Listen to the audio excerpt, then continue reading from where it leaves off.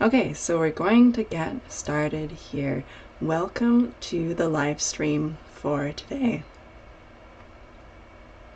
We are talking about neurodivergence and starseeds. So a broader term to describe starseeds would be lightworkers. So we went over just like an introduction on some of the ideas I wanted to talk about in last week, and so now I've got some comparison between neurodivergence and lightworkers for this week to get a little bit more into the nitty-gritty of it.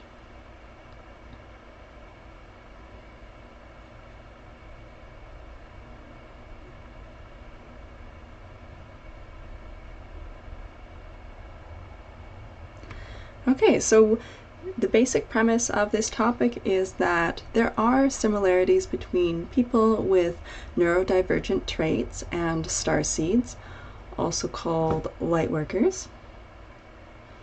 And that doesn't necessarily mean that all people who are neurodivergent are starseeds and vice versa, but if we have this different language that we can use to describe similar phenomenon, it can help us to discuss the issues that we're having with a broader audience. So my goal here is to help people get accommodations and help where they need it, to recognize ways that they can improve their lives, and also help them to achieve their life purpose and their mission here on the planet by giving them awareness and tools to recognize that maybe there are ways that I can improve my life and address the struggles that I'm having. Because if you have struggles and they're unconscious and you're constantly telling yourself, I just have to do better, it's not a great situation because you're not addressing the root cause of the issue. If you are dealing with neurodivergence and your brain is just wired differently, you can be attracted towards very spiritual pursuits and not recognize the ways in which you're different and how that's really an asset to the world around you, and not just constantly feel alienated and isolated.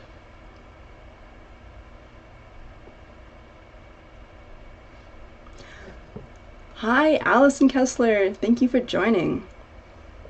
Okay, so you're hoping to get a definition of what neurodivergence is. So neurodivergence is a general term, and so you can look at it describing people who have ADHD, autism, and of course when we discuss autism has recently been more commonly used to describe a general term for autism.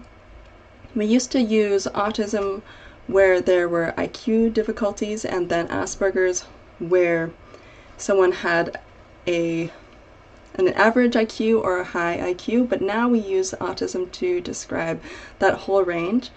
So I think that's might be where some of the stigma is coming from. So if someone says they're autistic and people are saying, oh, you don't look autistic, and you've got this issue where we've got a lot of stigma and not a lot of awareness. So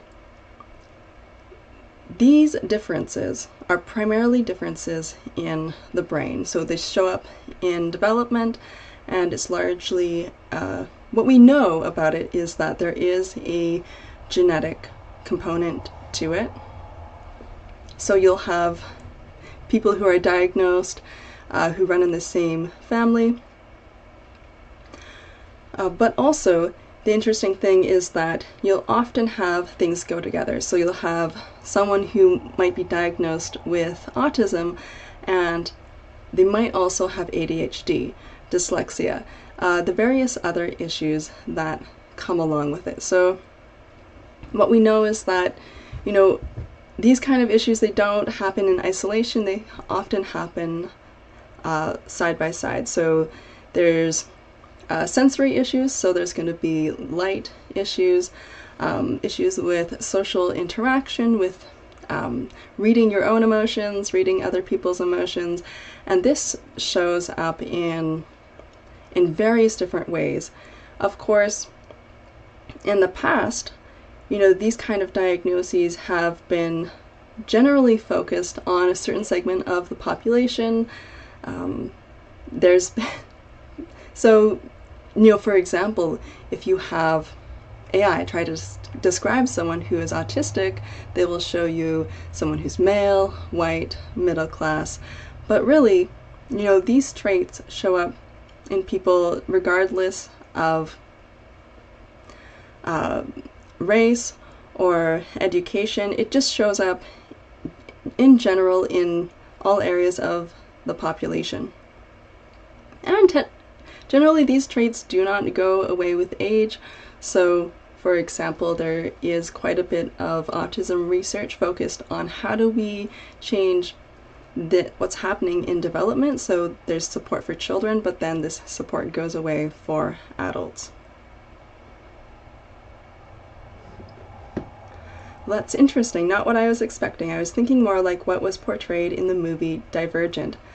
That's interesting you say that, because when I think about this, I do think about the movie Divergent, because you've got someone who is portrayed in that movie who is not fitting into the boxes. They think differently. So maybe like in the movie Divergent, you have the 4 sectors, and you have people who are maybe fitting into these boxes or personality types, and someone who is divergent within that movie is someone who their brain works differently, and they're not accepted into the system. And so what I'm talking about today is really about people who are neurodivergent and light workers or starseeds. They're not fitting into the system. So there's various challenges around that. So there's issues with self-esteem, and there's issues with really being able to live a good life for yourself. So that's a great connection to the movie Divergent. So I also discussed a little bit more of these definitions in last week's live stream. So if you want, you can go back, and I've got slides there too. So if you just want to scroll through the live stream and look at the slides, and you can go through the transcript as well to kind of update and refresh what we talked about last week. So of course I'm not discussing everything here because when we talk about autism and ADHD and the other qualities or traits that come along with that, it's really quite a deep discussion. When you get a diagnosis, they are looking for really a lot of different traits, and of course we haven't been able to narrow down the differences in genes. You can see patterns in gene segments that are related to being neurodivergent. However, this is really difficult to try and predict, because what you have is a lot of different co-occurring traits that are likely suggested by these genes that are showing up in individuals who are neurodivergent. And I like to use the term neurodivergent because it is encasing people who, maybe they're not diagnosed, maybe they don't want to get diagnosed, and possibly they might not meet the threshold for getting diagnosed, but they still resonate, with this topic, with these struggles, and by using those ideas, they can use them to help them in their own lives. So we're going to be talking about really the comparison and the things that show up this week, and next week we'll talk more about strategies and how do you deal with these kind of issues practically in your life. Okay, yeah, so I didn't do a specific definition in the last week. It was really all over the place, so I will make sure for next week to try to get a succinct, clear definition for neurodivergence, to make sure that that's being described fully.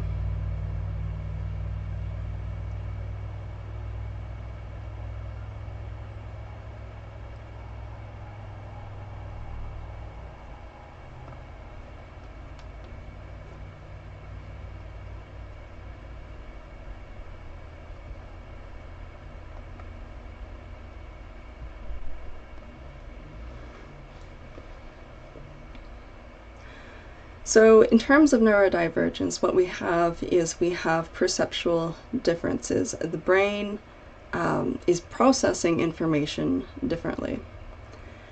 And then we have, behavioral differences. There's like issues with communication. And the thing is that people who are neurodivergent, people who are autistic, people who have ADHD, you can look at them and not recognize that that's the struggle that they're dealing with, and often they're judged as being lazy or incompetent or not caring. So I'm learning about how important it is to recognize and validate that they're really struggling and they're really having a hard time, and they can have really good intentions, and that can really come into an issue where you've got this misunderstanding, and then they've got these broken relationships, along with this whole host of other issues. And one of the videos that I'll bring up for the live stream next week as a source or as a reference, they're talking about ADHD and how there's all these issues associated with it. So I'll just discuss it a little bit more to get more of a clear picture. So ADHD and autism are different. For ADHD, you've got basically an issue with, like, it can be like, I know maybe what I need to do, but actually implementing it is difficult because you need to bring the timeline or the consequences closer to the present. So if you don't have those consequences closer to the present, you're going to be having issues with impulsivity, and if there's no immediate consequences, then you're not going to feel those consequences till later, and there's really the part of the brain where it's disconnected from that ability to think about those long-term consequences. So we're really talking about differences in the brain, and they have studies to support this where they are showing different areas of the brain that are activated, and you've got these differences. So example for, it's not exactly clear for autism what's going on, but we see both extremes. We see increased activation in certain parts of the brain, and also less activation in other parts of the brain compared to the control group. Or even in the same part of the brain, you'll have more activation or less activation. So you're getting these extremes. And of course, back to ADHD, so you've got this impulsivity, this being distracted, this needing stimulation. There's also the issue of not getting dopamine in the same way. So there's this dopamine seeking behavior.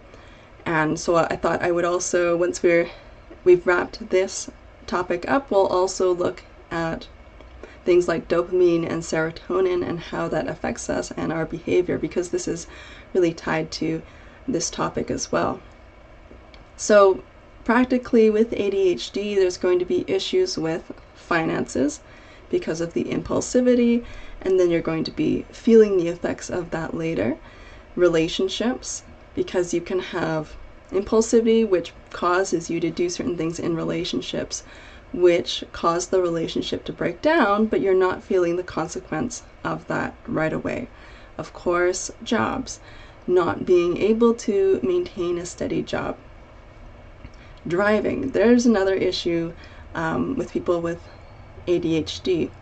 So being able to recognize these issues can really create a lot more compassion and understanding, at least for yourself, if you have awareness of it.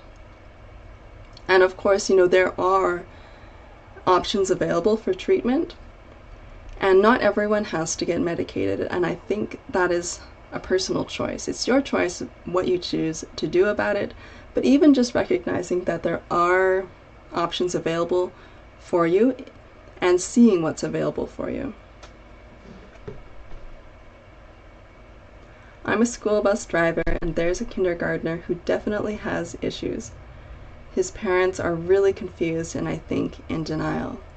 Yeah, and that's a tricky situation to be in, because like how do you navigate that? there are opinions about this, like where do you step in and where do you say, like, I think this is what your child is having issues with, or talking to another person, like, I think this is what you're having issues with. I used to teach piano, and I had a student who definitely was different, definitely had issues with this attention and this focus, and of course we'd have piano lessons after school. And that's another thing about being neurodivergent, there is this capacity for doing tasks and being able to focus, and you've got this like energy tank that is depleted and depleted and depleted, especially with, for example, you're trying to fit in, you're trying to mask or change yourself to fit the social situation, to anticipate what do other people expect from me, and it's not coming natural, so it creates all this, it requires all this extra energy. So this student would have the piano lesson after school and would not be able to focus. So we would have 10 minutes of like having fun where she would be like, I'm making up my own song, and she wanted me to listen to it, and so we're kind of fooling around. And once I listened to her, listened to what she wanted to play, let her jump around a bit, she was able to focus. And once she was able to focus, she had this very intense focus. Once she gained this space to really be herself and be accepted and not be pushed when she wasn't ready, when her brain was just kind of still distracted and all over the place and not really able to focus in, when she was pushed like that, she really pushed back hard, and she didn't like that. But when she had space to be herself and to go at her own pace, she was really engaged, really happy, really excited. She was FaceTiming relatives to show them the piano pieces that she was playing. And there is a good example of how the environment matters, the expectations of other people around them matters, and just being able to have the freedom to be yourself, because, you know, you can't always express what you're feeling and what you're going through. You don't always have that self-awareness, and that's another issue that shows up, is this lack of interoception, this awareness of what's going on in your body, what are you feeling, and that can be a huge struggle. And when you don't have that sense of how you're feeling and how you're doing in your body, you cannot realize that you're tired, and you can pressure yourself to keep going and going and going, and not give yourself the space to relax. That example sounds a lot how my 6-year-old son is. He is very creative. Yeah, and if you give people, especially children, enough space to be themselves, and there is a certain level where we do need to fit into society, and there's always this balance where we need to figure out, like, where can I be true to myself, and where do I need to push myself a little bit more to fit in? Because, and there's this interesting video from the channel Autism from the Inside, where he goes and gets tested. He gets hooked up to a machine and is working with this, I'm not sure if he's a neuroscientist or he just does clinical work with people to measure their brain activity, and identifies like these areas of the brain which are associated with the different issues that this guy was having. So for example, he was having issues with sleep, which is quite common, and then also issues with like focus and fatigue. So basically not being able to switch the mind off, like having things going on and on and on within the brain, and not being able to kind of shut it off and actually relax. And that can be related to the issue with task switching. But within the video, they're talking about how they can actually train the brain to get better at these things. And I thought, wow, wouldn't that be amazing, like for everyone to be able to have access to that kind of thing? and of course we don't. But for example, with something like piano lessons, which is more available, if you have a teacher who is understanding, and maybe they don't consciously realize this, but maybe they're more relaxed and they'll just go at the student's pace, you're going to be able to get similar effects. So you can develop that focus. And also sports are really great for someone with ADHD, that exercise program. So we'll talk about that more in the live next week.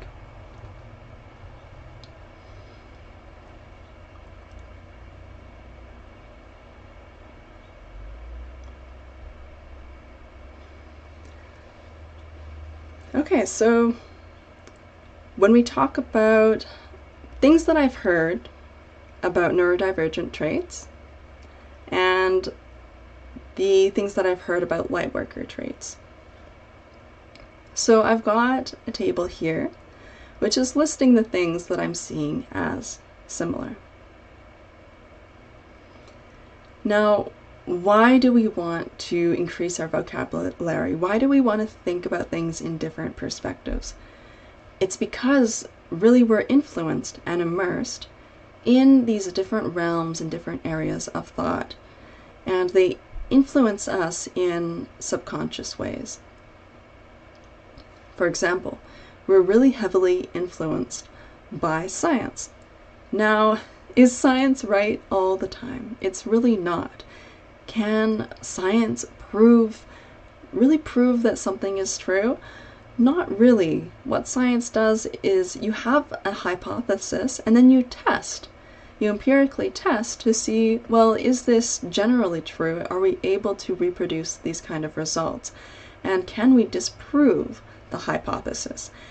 Science can't account for everything. It can't account for our personal experience.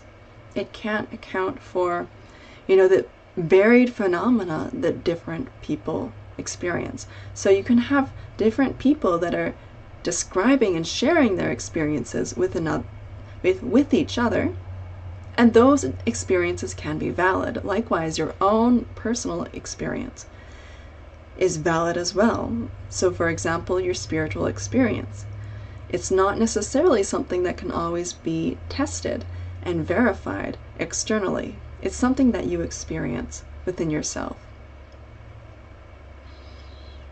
Thinking about these things in different ways, it helps increase the connections in our brains and think about these topics in a more holistic way and make connections. So for example, if you're spiritual and you consider yourself a light worker, that can bring an added dimension into your life where you can feel connection. You can feel like a beautiful sense of love and peace and bliss. You can have meaning and purpose applied to your life in a way that maybe if you don't have that concept of yourself as a light worker, you don't have access to that. And if you don't have spirituality, you can risk developing a very nihilistic view. Conversely, if you don't have an awareness of neurodivergent traits, and you're not aware of how maybe you could take action to improve your physical reality, that could actually help your spiritual growth as well.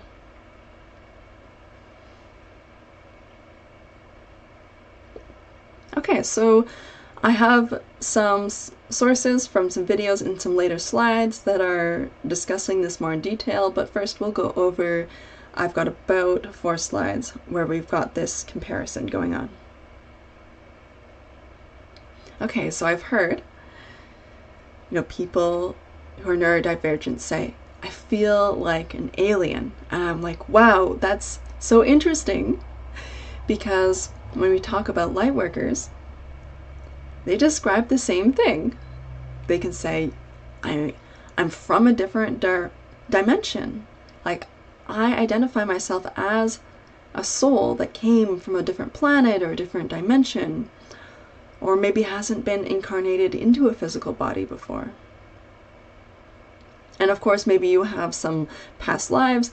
Maybe you haven't incarnated into like a physical planet before. Maybe Earth is the first physical planet that you've incarnated into. So you've had various lives on Earth to understand and be able to influence other people here on Earth. Because if you are, let's say, a higher dimensional being and you're trying to influence the souls incarnated on Earth, you're really lacking that understanding and awareness, and it can be manipulative. It can violate the contract of free will that exists. So by coming into the body and experiencing life as a human, all of a sudden, now you understand all the challenges and you have the same struggles. And it's that much more challenging, but that way you can influence souls on Earth in an ethical way. So another thing with being neurodivergent, so we talked about this last week, how of the people who are diagnosed, 55 to 85% are unemployed or underemployed. So I have a video that we're going to talk about.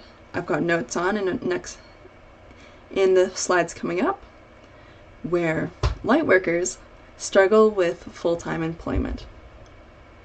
And of course, you know, a lot of people are very aware of this, how it can be a struggle. And even maybe if you're in a job that suits you and you enjoy, it can still be a struggle. There can be that pressure to work those 40 hours a week, and like maybe that really doesn't work for you. Now, if you have an autistic brain or a brain with Asperger's, it's going to function differently. You're going to be able to focus for long periods of time and really develop this really intense focus. And then you're going to have other times where you have no focus at all. So there's this really intense focus, and then there's a lot of no focus.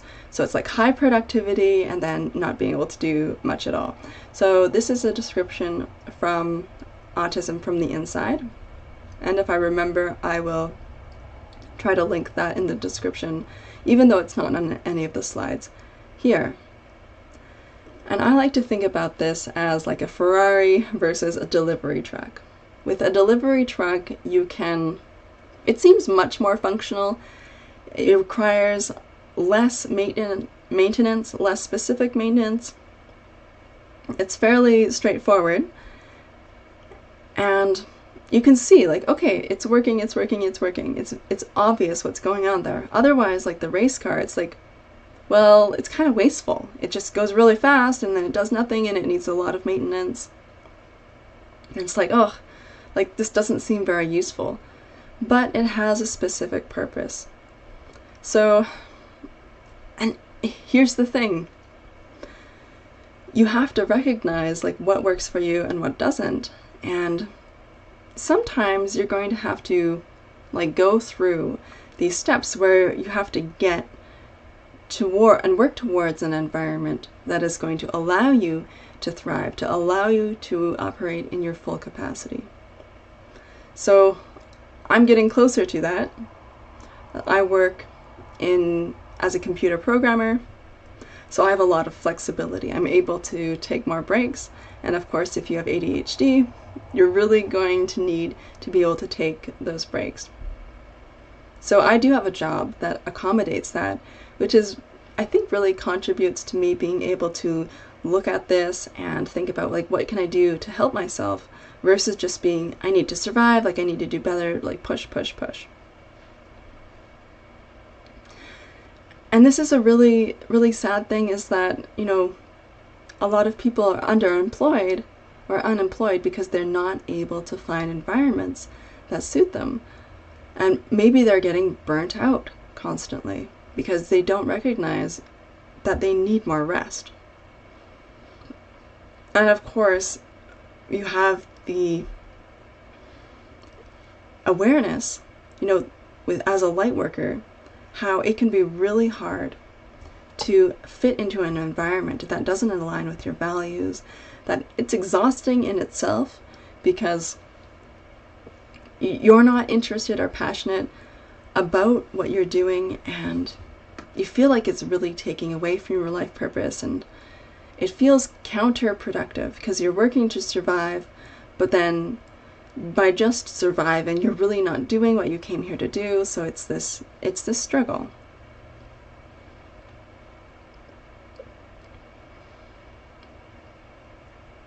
And of course, this is one of the indicators that I was thinking about. Well, and of course, like maybe you can get accommodations if you are recognized as neurodivergent.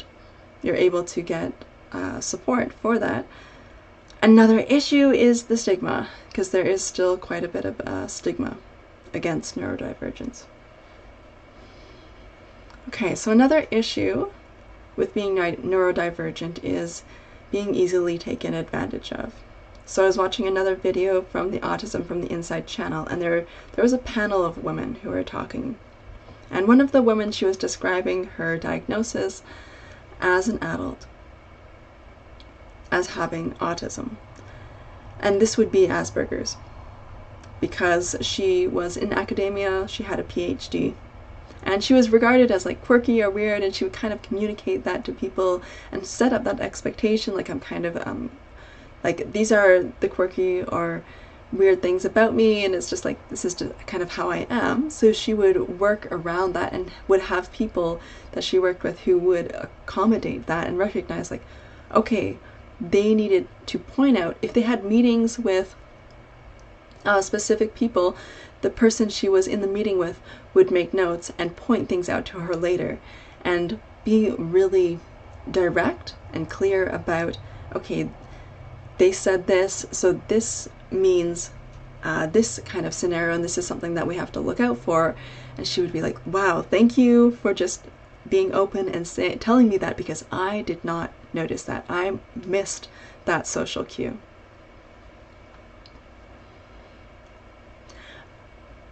I got distracted. Okay, so we're talking about being easily taken advantage of. This woman, when she got diagnosed, the person who she was working with, who was like administering like the questions or the test, got very triggered and got really upset and made this a really uncomfortable or traumatic experience, and started saying, like, you're gonna get taken advantage of and assaulted and all of this because you lack that social awareness to be able to read the social cues, to read the situation, like, and that it's not a safe situation. And I cried and felt a lot of sadness and grief while I was listening to this.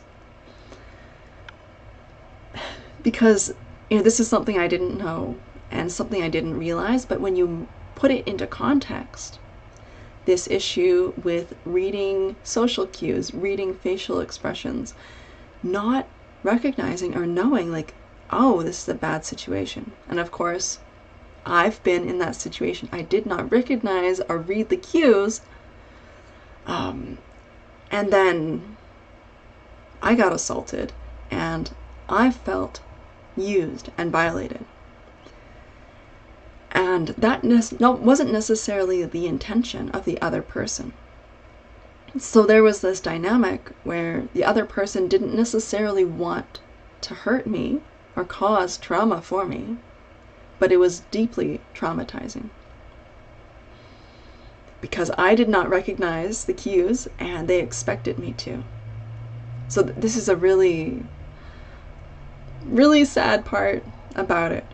But recognizing and knowing that can help you be aware of that, to be able to communicate directly and be able to tell people, like, is this what's happening? I need you to tell me. And really being open and clear about that, and having really clear boundaries and recognizing, okay, these are the kind of situations I do not want to be in. And also, if you have kids, to help them be aware of, you might want to stay away from these kind of situations. If you see something happening, that's a cue that you need to protect yourself. And of course, with light workers, a lot of light workers are empaths. And there's this same strain they're taken advantage of. I work for myself. I'm a web designer. The thought of going back to work makes me want to puke. So, congrats for you for creating work that works for you. And that's such a huge part of your life, like being able to live and be able to enjoy the things you want to enjoy and be able to support yourself. It makes a huge difference. And if you have work that isn't working for you, that's a huge drain to yourself.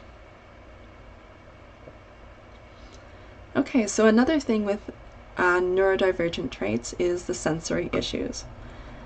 So I have a coworker who is allergic to a lot of things.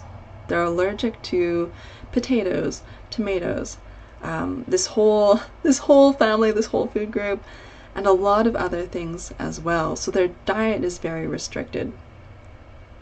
So they can have a lot of food sensitivities, food allergies, issues with the taste and texture, just this heightened awareness. So basically, we're all receiving data from the senses. The brain's receiving data from the senses. But for neurodivergent people, this incoming data, it's not turned down. The switch to turn it down is off, so everything can be just dialed up and really intense. So you can have these issues with lights. So you can have issues with flashing lights, the intensity of lights. Sound can be a big issue where you don't want to be at parties because it's just overwhelming, like the noise and the volume can be too much. Or if you have a lot of background noise, like people talking in the background constantly can just be completely overwhelming and draining. So like this whole issue with the environment, with being able to control your environment and how the necessity for that can like make or break how productive you are, how happy you are, like how frustrated and exhausted you are. So another thing with this is that there can be a lot of grumpiness, because if you are drained from dealing with all these different things, you can be really grumpy because you just don't have capacity to deal with anything else. I'm allergic to so many things, and gluten, yeah. So this doesn't tie directly into lightworker traits, but this is perhaps somewhat similar. So you've got these sensory issues, which is this heightened perception that you can't turn off. So lightworkers often have this high perception in areas where a lot of people don't have that kind of connection. So they might have these psychic gifts. They might see visions, they might be clairaudient, like hear things. They might have this extra layer of intuition in their knowing. So I think, maybe there's a connection here. Maybe there's a connection to this heightened sensitivity, which we would say like it's spiritual, but we're experiencing the body, we're experiencing our reality. So where really is the strong definition or line between these physical senses and these so-called spiritual senses? Like they really kind of overlap. So what I'm saying here is I'm thinking about, okay, you have this heightened perception, and maybe you have this ability to perceive this data that other people aren't accessing, they're not connected to. Okay, so Another thing with being neurodivergent, because, there's this difference in perception, you can come across as weird, and a lot of people struggle with this pain of rejection. There's this fear of being rejected, and there's this pain of past rejection. And of course, with light workers, a lot of them are dealing with healing the inner child, and this can be really taxing and really heavy. So you've got a lot of healing that has to go on, especially as an adult, throughout your adult life. And this takes a lot of energy. People who are neurodivergent, they can have trauma from bullying, from exclusion, from struggling to fit in. I had so many problems and so many issues at school, in professional environments, and I was like, why did this happen to me? Like, what was going on? And it can be differences in perception, not picking up on certain things. Also, not having that drive to fit in, because if you don't have a strong awareness of what's happening and what's going on, and that you're kind of out of sync with everyone else, you might be missing those cues. And so you might not have that motivation to really fit into this mold. So by the time you realize, like, something's not quite right here, like the reaction I'm getting isn't quite right from other people, you can already be judged and excluded, and people can misunderstand your intentions. So this is a huge issue in and of itself.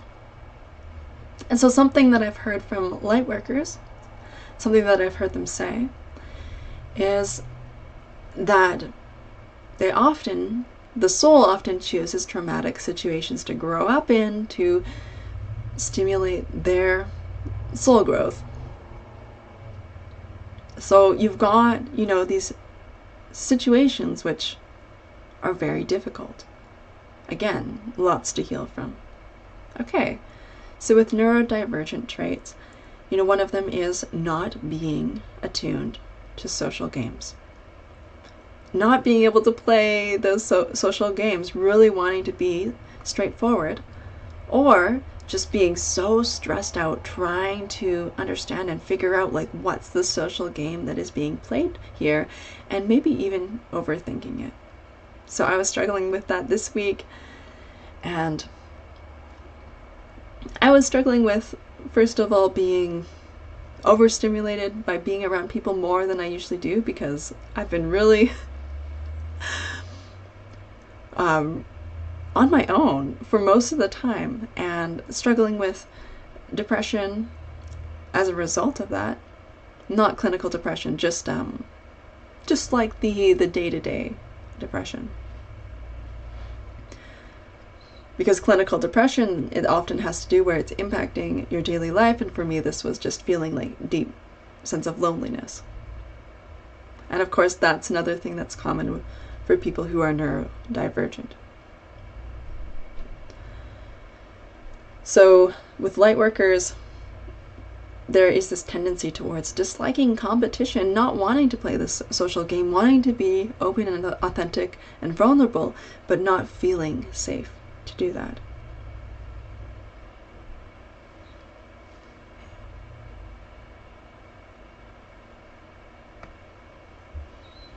Okay, so back to the neurodivergent traits.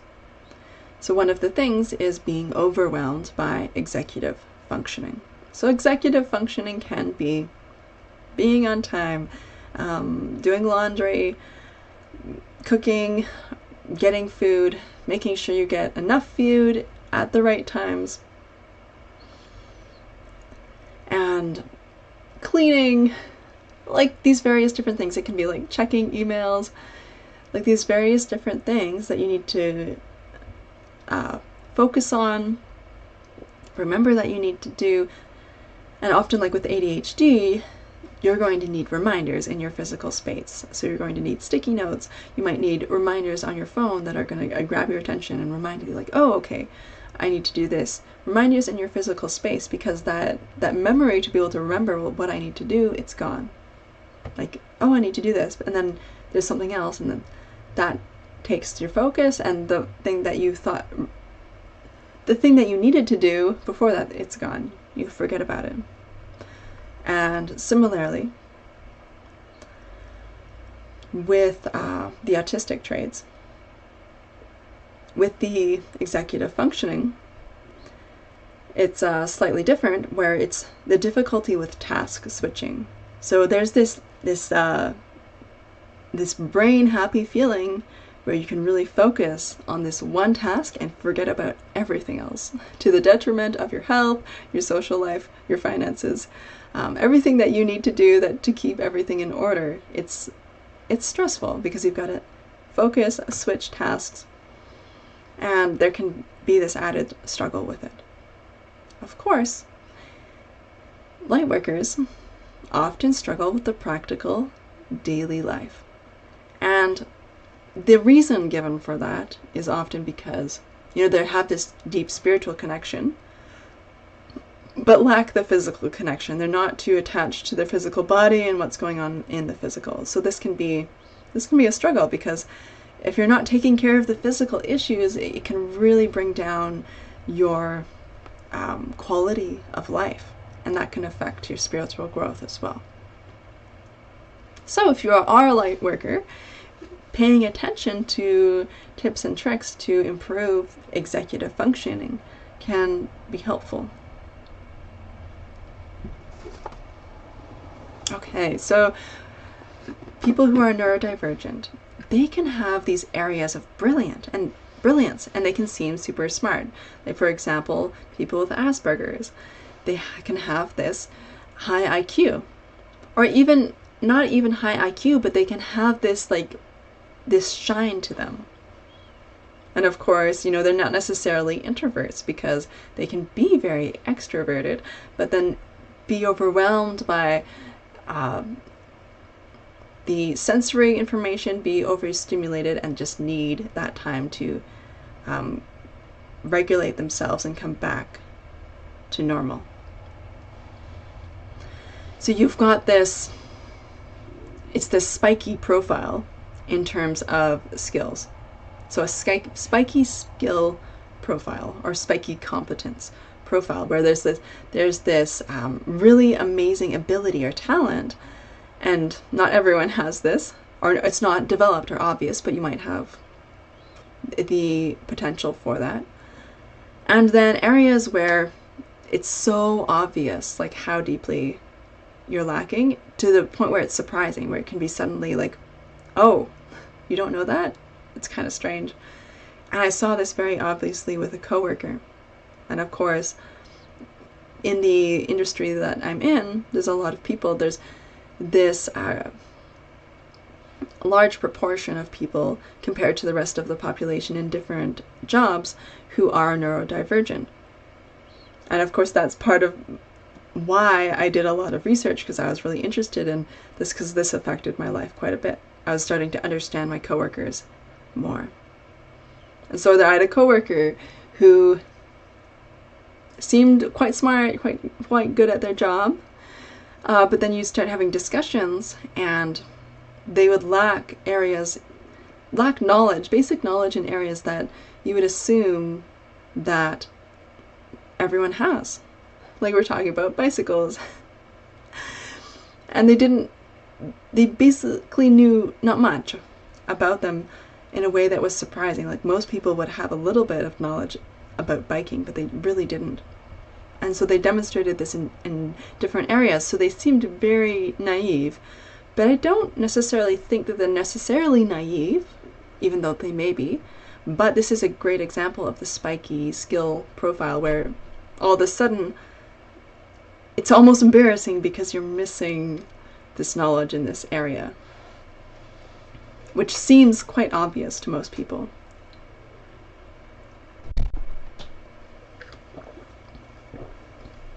And it's not that you're stupid, but this is a characteristic, particularly of autistic individuals. Okay, similarly with light workers, they can be highly gifted in areas which are not recognized or appreciated. So, and this is such a struggle because, you know, their gifts aren't recognized. So this, I would say this is similar in this case because, you know, you can be neurodivergent and not have your gifts or abilities be recognized. Similarly for light workers, you know, they can have these beautiful gifts, but then be very lacking in other areas. So I have a friend who is a light worker, and she does, her work is self-directed. She has her own business, and she does workshops and courses that are spiritual, but she recognizes within herself, you know, I don't like doing housework, I don't like, you know, taking care of those details, so she works around it. She has created a little lifestyle where she doesn't need to take care of those things. So she's able to thrive in the environment that she's created, but it's not standard, you know, it's not typical, and it would be a detriment for her to expect herself to fit into that mold.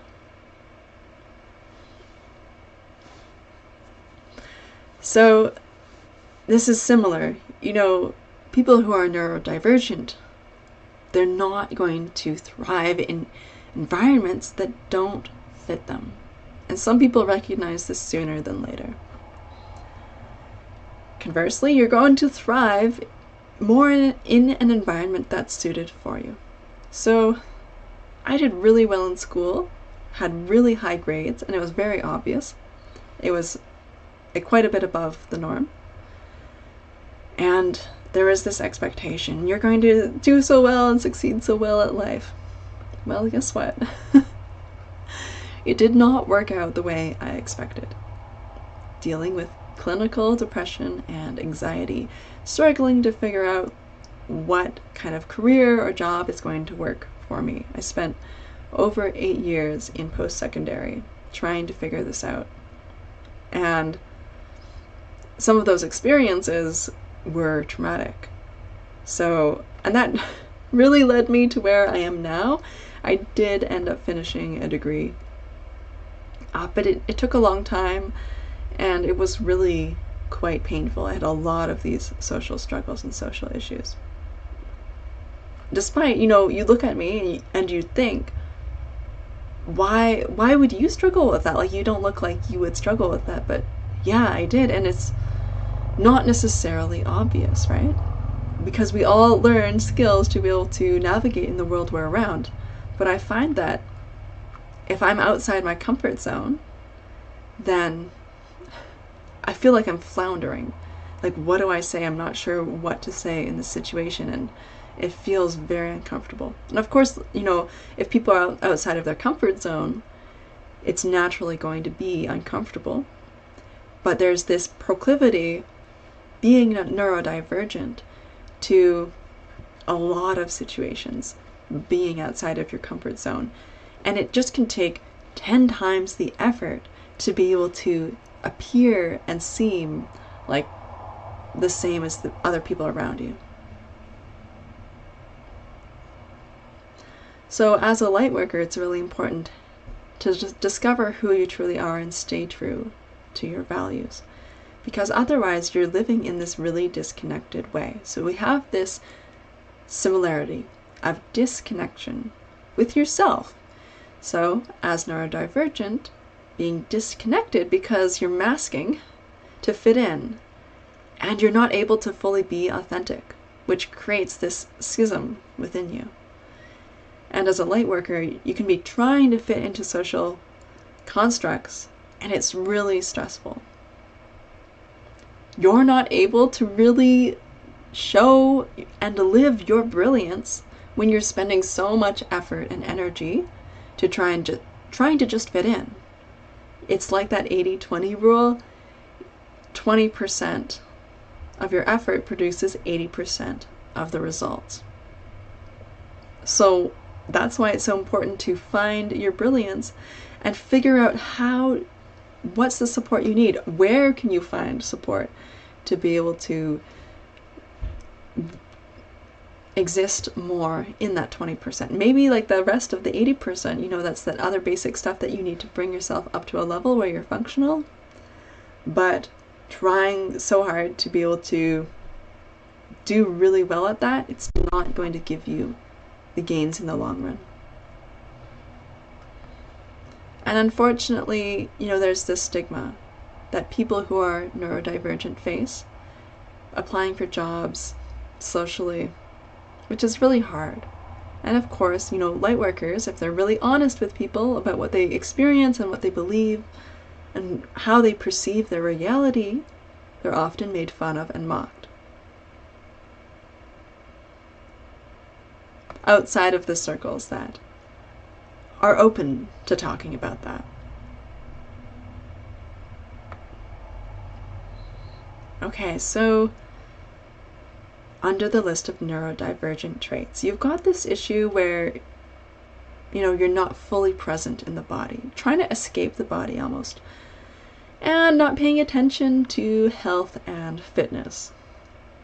So I was looking at a video and they were talking about, you know, these common characteristics of people who are neurodivergent, and it can be like being slouched over, not having good posture, maybe not being super coordinated or athletic, and not really caring that much about the diet, like not feeling like, oh, it's really important, especially people who are autistic or have Asperger's. They think, you know, I just want to use my brain and that's what's valuable. I don't care about the rest of my body.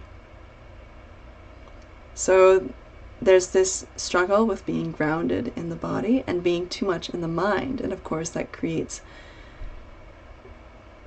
a playground for anxiety and just that constant cycling in the mind, and you're not really able to generate like those positive feelings and hormones with the body that come along with eating good food and exercise and being able to regulate yourself. Similarly for light workers, they can be trying to escape the body too, where there's this deep connection to the spiritual and they neglect the physical. As a light worker, I prided myself in being a chameleon and fit in everywhere, but I've grown into my own identity and had to learn not everyone will like me, and that's really hard. Oh, I can feel the tears welling up. Because there's a lot of freedom that comes along with being able to accept yourself and not expecting yourself to like just fit in everywhere. Because of course, like I can resonate with that, like that sense of pride of being that chameleon, like look, like I fit in, while not even realizing how much harder, how much effort you put in to being able to do that, you know, compared to other people. And I felt resentful, like why am I putting in so much effort and you're not. Especially when I start to have these social rules that I make up for myself, where I follow this social rule and I expect other people to follow it too, and you know, other people maybe aren't even thinking about or worried about the social rule. They're just going with the flow and they don't conform to it, and I feel upset, of course, because I'm following this rule that I made up.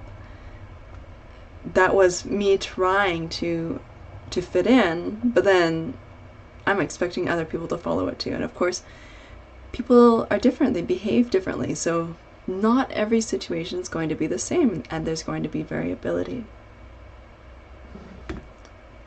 It's way better finding people to hang around who are like me, yeah. And it can take a while to find those people. Okay, so for people who are neurodivergent, they can carry around a lot of stress in the body, resulting in physical pain. So if you have all this stress about, okay, I gotta like do well at my job, or like I have to do really well at this interview, or I have to impress this person because it's going to affect my job, and my ability to be able to just live and take care of myself and maybe be able to afford a place where I can live by myself and control the environment. And there's all this stress and pressure and anxiety about, I don't want to mess this up because my survival depends on this. Or I don't want to be alone. I don't want to be depressed, so I want to be able to make friends and keep them, and I'm so scared of being rejected by this person, and I'm so scared I'm going to lose this relationship if I show indicators that, I'm not normal enough. And of course there's all this anxiety around it, and that can result in so much stress and physical pain. And I've been dealing with chronic neck and back pain ever since I started my job. And is that self-inflicted? Yeah, but it's a pattern and it's a habit resulting from years and years of trying so hard. And of course, if you grow up in a family dynamic where there's a lot of stress, and I'm looking back at my family and growing up, and it was very dysfunctional. And all these years I've been trying to figure out what was going on, what was happening. And if I look at it through this lens, where I was very sensitive to noise,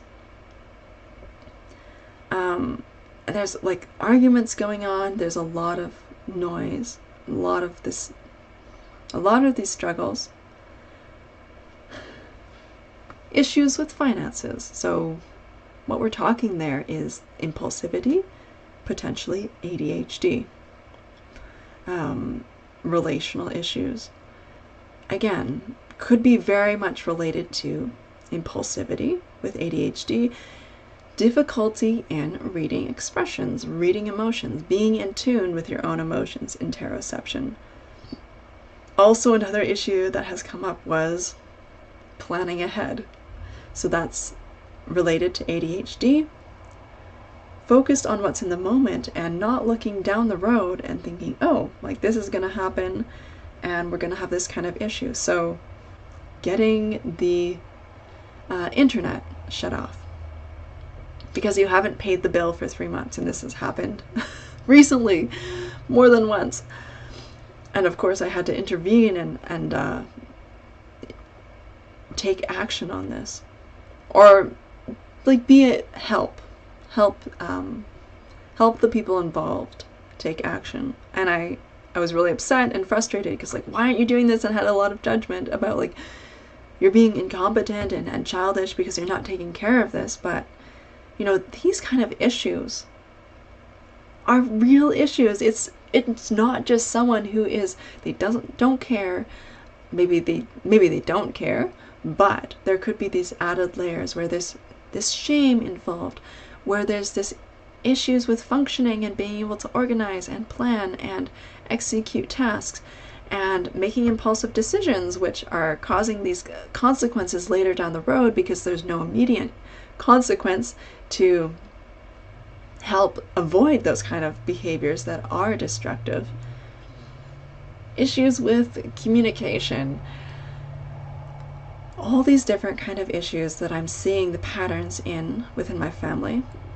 Also issues with the executive functioning things like cleaning.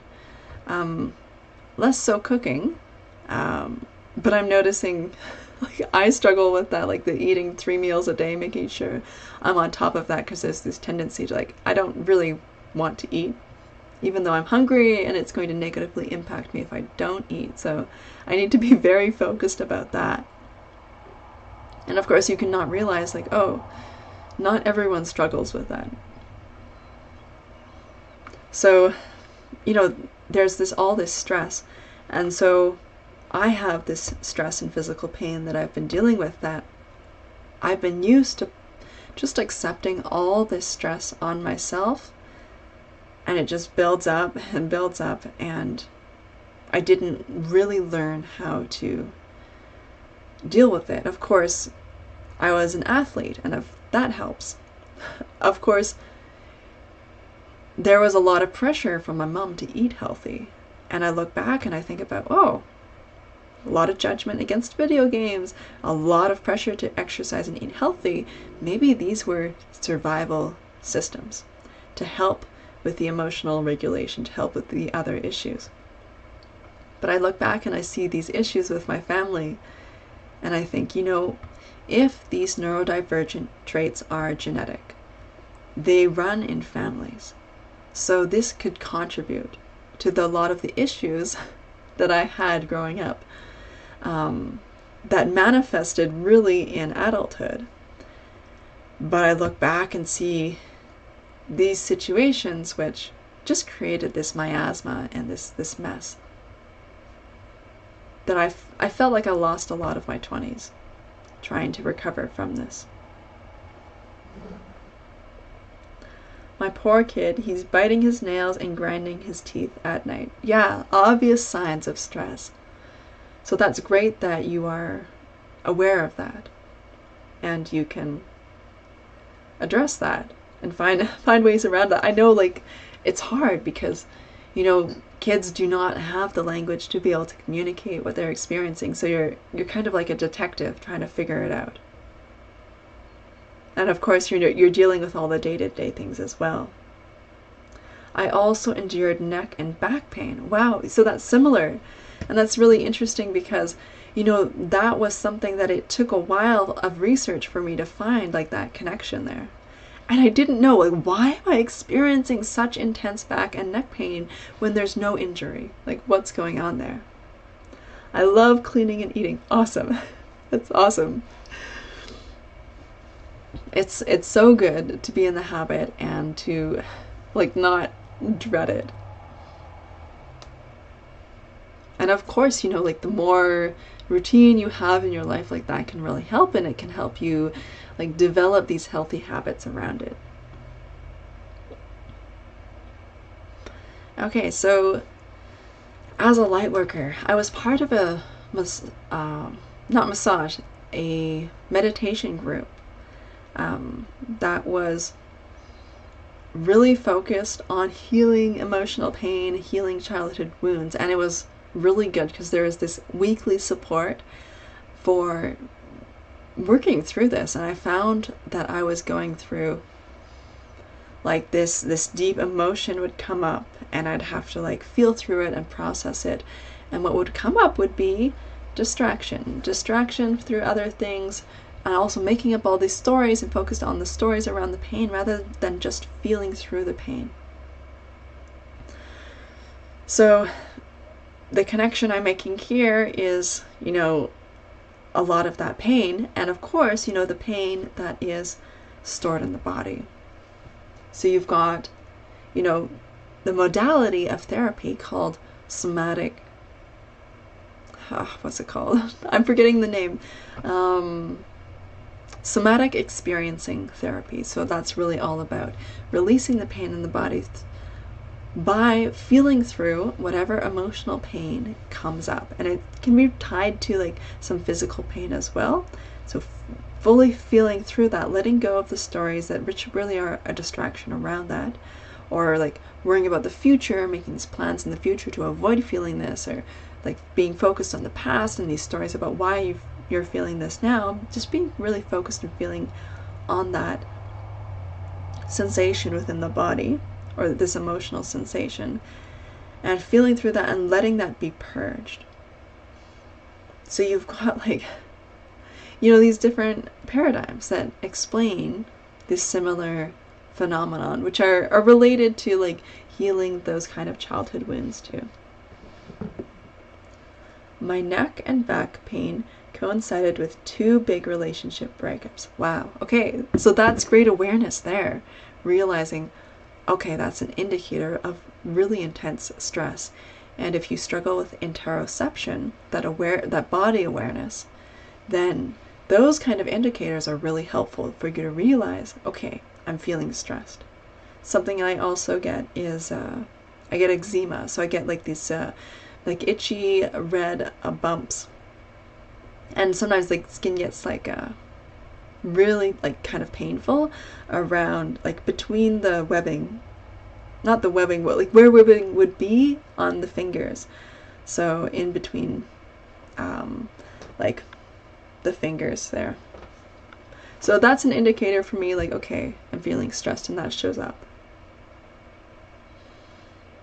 Okay, so another thing with neurodivergent traits is this tendency towards being really emotionally dysregulated. Now, this can mask in being a light worker, where you're getting these spiritual highs and then these lows as well. And I associate, when I think about the lows that I experience, a lot of them are related to like this purging, this emotional pain. So there can be these highs and lows. And you can be thinking like, oh, you can make these justifications about why you're experiencing these highs and lows without realizing, oh, actually, like, I'm really sensitive to being emotionally dysregulated as well. So it's not necessarily something that's, maybe there's something that's triggering this, but you can be focused on like, how do I heal this, instead of like, actually I need to work on emotional regulation here.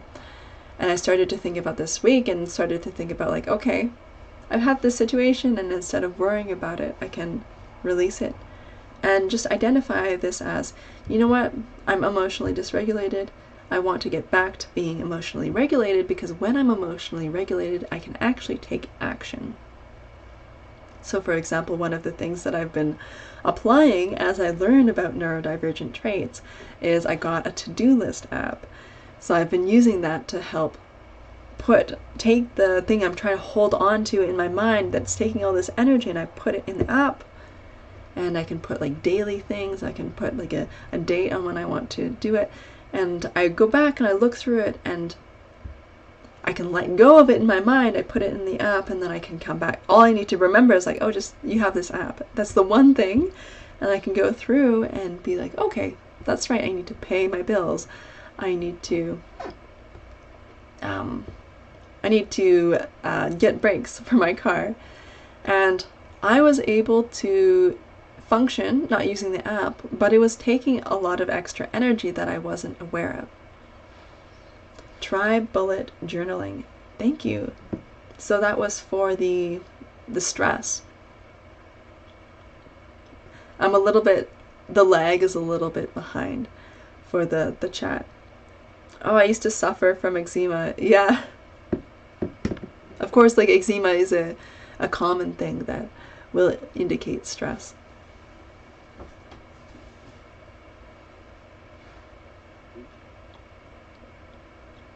Okay, so the bullet journaling, I'll have to look into that.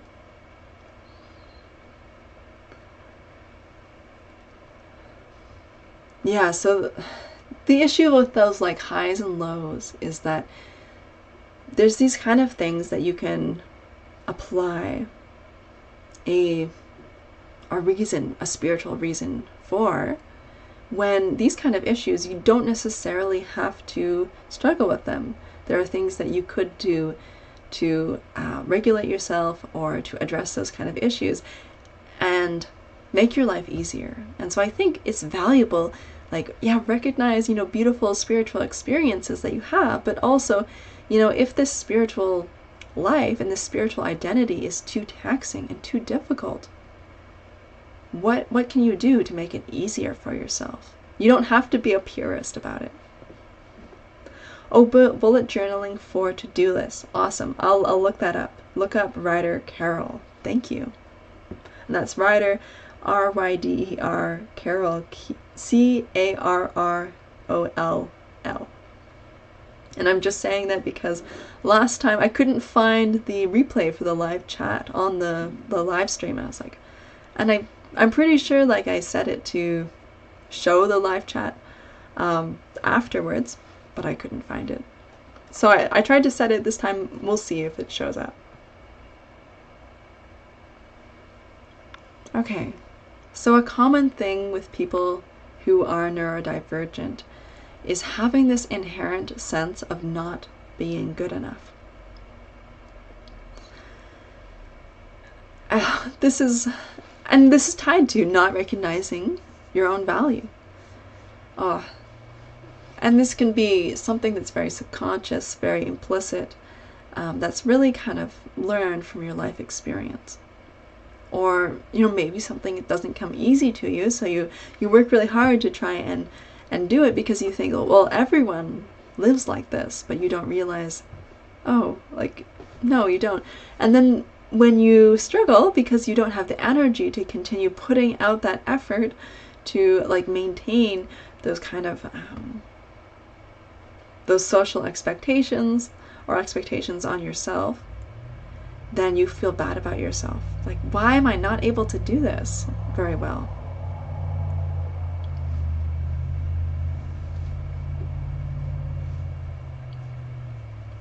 And I think for an earlier example, I started talking about like the environment and recognizing what environment works for you. And I think I got distracted. But the environment that worked for me when I was in high school, where I was like high performing, so-called high performing, where I was an athlete, I did piano, I had high grades. Looking back at the time, I didn't have a phone or a laptop, so I didn't have those kind of distractions. I had a very strict schedule in terms of school and a training program, so someone else wrote a training program for me that told me exactly what I was going to do. So I would identify more, less in terms of ADHD and more in terms of the Asperger's, like that long, intense focus and difficulty task switching. So if I had a schedule, then I could sit down, do the homework, have that intense focus, not need social interaction. I was fine pretty much with like whatever social interaction I got at school, and even sometimes I would just be alone or just be by myself. I had this group of friends who would like to sit in the basement or the ground floor during lunchtime, and I wanted to be out in the sun, so I just left them and just went and was by myself. So I didn't need a lot of social interaction. And I was able to sustain what looked from the inside as really high performing. And it was never a flag that, maybe the way you work is different. Also, because I was an athlete, I got this accommodation for training. So I only went to school for half days. And that helped me to flourish because I didn't have to deal with the social overstimulation of being at school, which was very exhausting for me. So looking back, like, there was this expectation, wow, you're gonna go so far. And guess what? The real life wasn't like that. Coming out of that environment is really challenging. So my coach left and moved across the country and got a different job and was like, okay, you can write your own training plan now. That did not work. That failed. Also, not having the strict schedule. You do this at this time. Also, the work that you have to do in high school, it's very limited. It's like, this is what you have to do. It's very straightforward. What we have to do well in life, it's vague. There's all these choices. There's all these options, so it's hard. So I look back and I think about, wow, in this very limited specific environment, you've flourished and thrived. Maybe not in all ways, because there's a lot of issues that came up later, but I can see why, in different environments I did not do well, where I did not have a clear structure. I did badly. I was very much failing and flailing. And I expected, no, I'm a high achiever, I should be able to do this. No, it did not work like that. Okay, so back to this inherent sense of not being good enough. Because that can come along because you can be in an environment maybe where you do well and then go out of that environment and expect yourself to do just as well and then feel like a failure. Or you can never have had a space in your life where you did well and thrived, and then you feel, I'm not good enough. So a thing that shows up with the light workers is that, and I look at this as, there's this desperation for feeling important, for creating this narrative where I'm important. I felt this really strongly, and I was really attached to these narratives. So for example, when you look at people who brought a lot of awareness to like this term light worker. When I was reading Dolores Cannon, when I was reading her books and listening to her videos, I was like so excited about this, and I've resonated with it so much because it's like, oh wow, there's this purpose and there's this this beautiful mission, right? And this sense of importance. Now that's beautiful and amazing and wonderful, but the issue I see here is seeking reasons to feel important because you lack the inner conviction that you are intrinsically valuable. So it's the lacking that awareness so that you are valuable, where you're seeking some kind of external kind of validation. And like this is an issue because you're going to continue and continue and continue to seek that external validation as long as there's no connection to your intrinsic value. So again, people who are neurodivergent, they feel like they don't have value. And another thing, like with light, as a light worker, if you have this deep intuition, maybe psychic abilities, and you're struggling with life and you forget, like, oh, I have this intuition that I can connect to and rely on, that helps you navigate your life. Because you're not able to rely on, for example, these templates that other people are using because you're not fitting into them because they don't work for you. So you can't really trust this like generic advice that people give. You really have to look on the inside. And sometimes, we forget to do that. We forget like that power that we have within, that we really have to develop, because like how else do we navigate this world around us?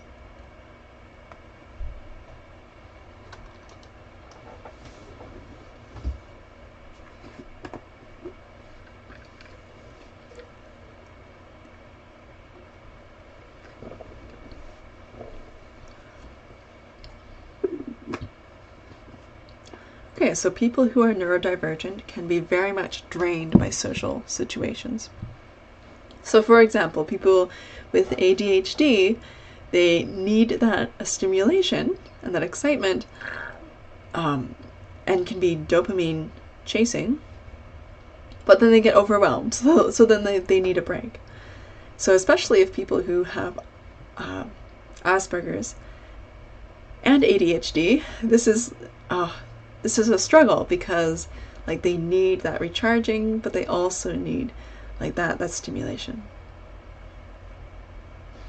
So with the light workers, and we'll see from the slides below, or the slides that are coming, how light workers are often uncomfortable in large groups of people. Of course, what happens in large groups of people, there is lots of sensory information coming in. So someone who's neurodivergent, if you have ADHD, wow, it's exciting, but then after a while, like, I've had enough. And if you have Asperger's and not ADHD, you just might want to avoid that altogether. Okay, so people who are neurodivergent, they have their energy tank depleted very quickly.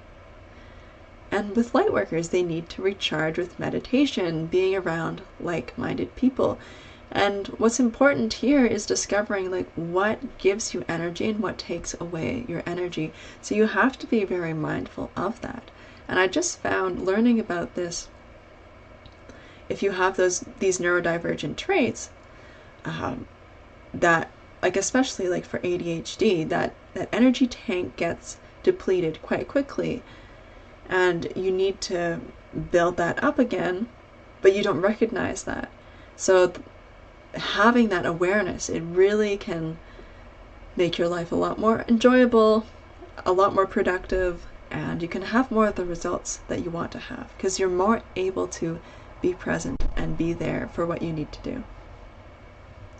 Okay, so another neurodivergent trait. So this is in particularly related to Asperger's or autism. Being disconnected from your own feelings. Like this issue with being able to identify and acknowledge feelings. So this happened a lot for me, and I didn't really recognize what was going on there. I thought, like, is this from trauma? But then, you know, this being neurodivergent or having Asperger's, like, that can explain it. Not being able to be connected to emotions. So, for example, when my grandma died, I didn't feel anything.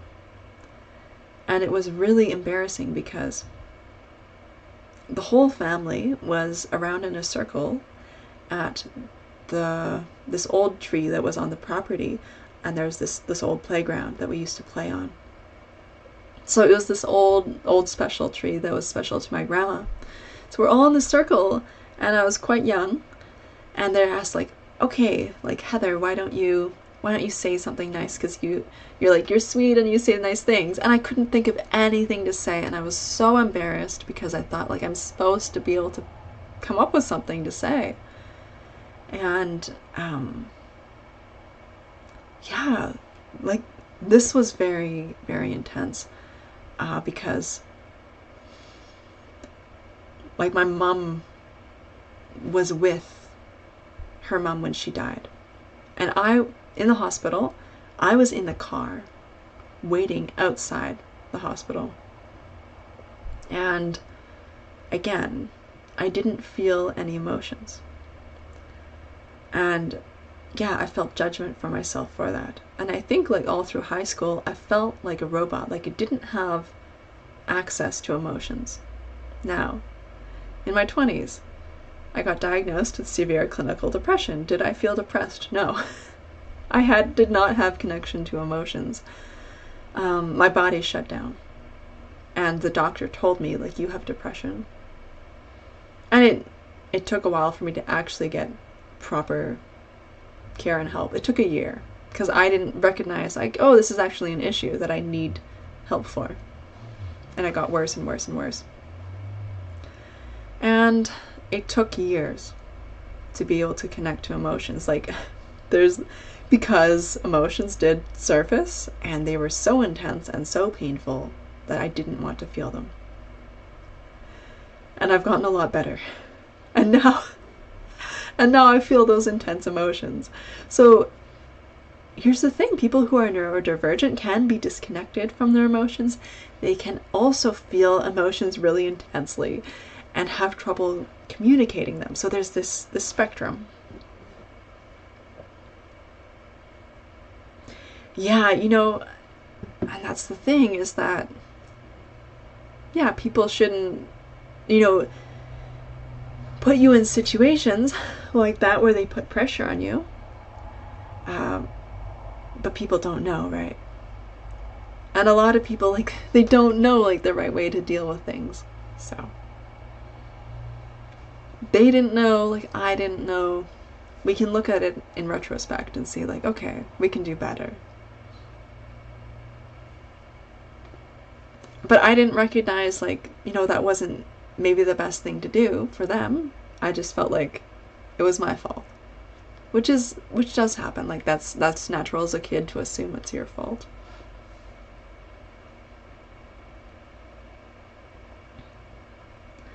So, people who are neurodivergent, they can be disconnected from their own feelings. And this isn't exactly related, but with light workers, they can be rejecting themselves. And that is a disconnection. That's a separation where you are disconnecting from yourself. You're rejecting yourself. People put children in so many inappropriate situations. Yeah, that's true. And other people too. Yeah. I'm glad, like, in general, my childhood was pretty good for me. Because there's some people who really had awful childhoods, so I'm thankful for that. Okay, so being neurodivergent, I see this common trait of being hyper-focused on interests. And so in terms of the research that I've done, this seems to be associated with autism or Asperger's. But, you know, and I'm not sure exactly if like having autism is a requirement for this trait. I'm not sure if you just have ADHD, if you could have this hyperfocus as well, because there is a type of ADHD which is the inattentive type, and then I think there's also a type of ADHD where there is this hyperfocus present, and of course also, you know, ADHD is co-occurring with autism. So it's unclear exactly where this occurs, but we do see this present. Okay, so similarly to lightworkers. Now I put here seeking deeper conversations. Now, on a surface level, this doesn't connect. However, in my mind, this connects because, you know, if you have this hyper focus on interest, you want to talk about them a lot, and you have this joy and bubbliness that emanates from you when you're able to talk about what you love, right? Well, people who are light workers, like, they feel like this disconnect with people who just want to talk about basic things, and they want that deeper conversation. They want to talk about what they're interested in. So for me, there is a bit of a connection there. Okay, so with neurodivergent traits, there can be this difficulty in communication and relationships. Of course, communication is very closely tied to relationships. And they can result feeling isolated and misunderstood, unfortunately. Now, this is probably a different root issue, but there's the same symptoms with lightworkers, feeling isolated and misunderstood, because people around them, they don't see the world the same way.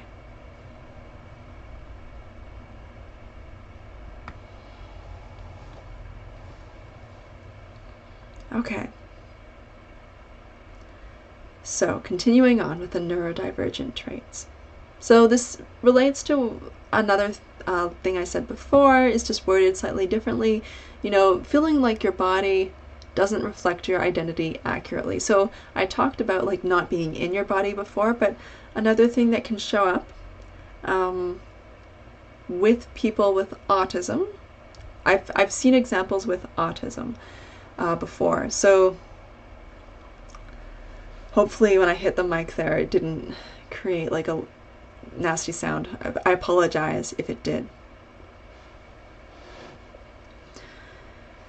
So I've heard the example, especially with women who are diagnosed with Asperger's or autism.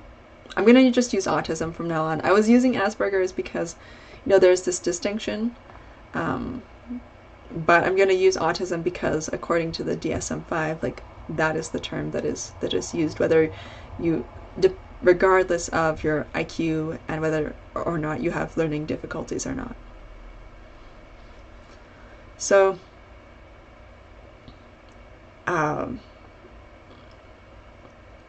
so there's this channel that I've been watching of Herbs and Altars, where she's diagnosed with Asperger's and ADHD as well, I believe.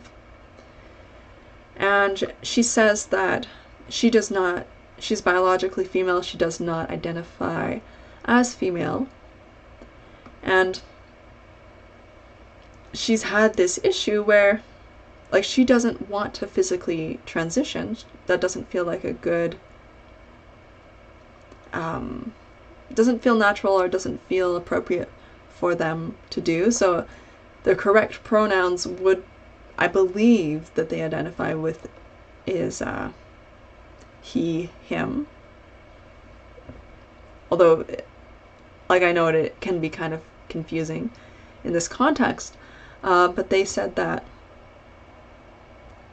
like there's this discrepancy, and they realize and recognize that there is this, because of the Asperger's, there is this tendency towards not having those stereotypical feminine traits, expecting to be highly sociable and being able to like have these like highly evolved social skills, and just feeling like not relating to that, and relating to feeling more masculine.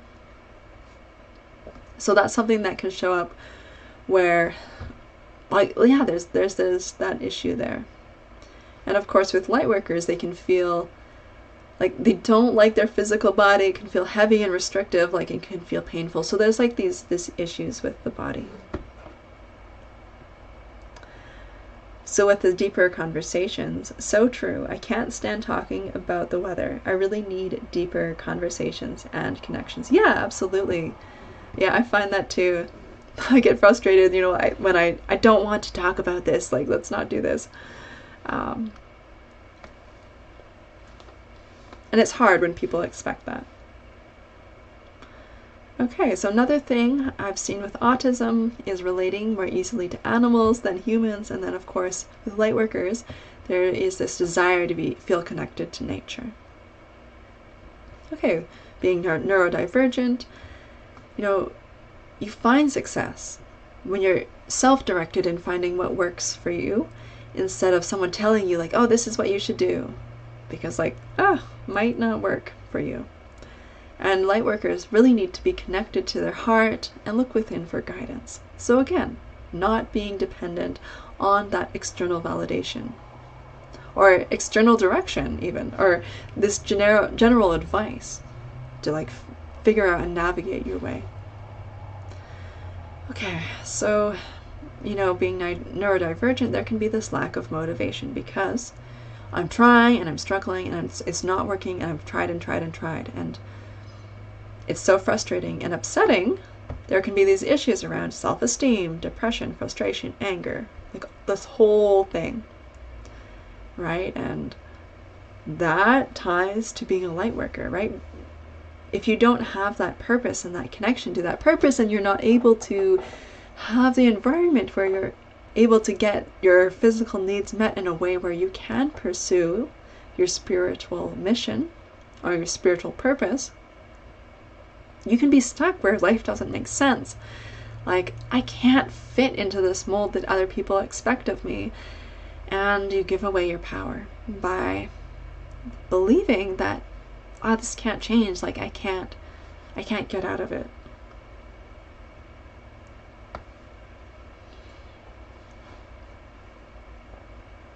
And that's a huge challenge.